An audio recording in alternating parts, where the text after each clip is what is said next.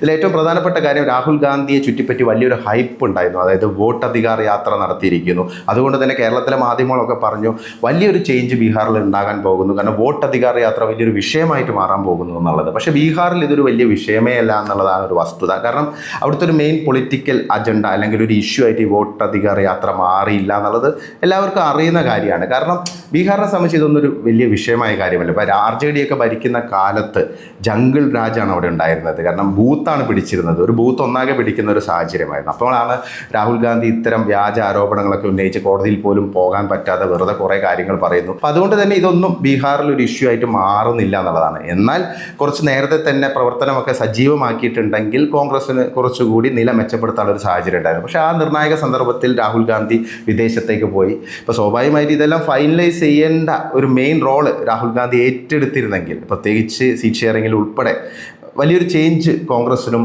ഈ സഖ്യത്തിനും മഹാസഖ്യത്തിനും ഉണ്ടാക്കാൻ സാധിക്കുകയായിരുന്നു. അപ്പം ഒരു പൊളിറ്റീഷ്യൻ എന്നുള്ള രീതിയിൽ രാഹുൽ ഗാന്ധിയുടെ പരാജയങ്ങൾ ഇങ്ങനെ വീണ്ടും തുറന്ന് കാണിച്ചുകൊണ്ടിരിക്കുകയാണ്.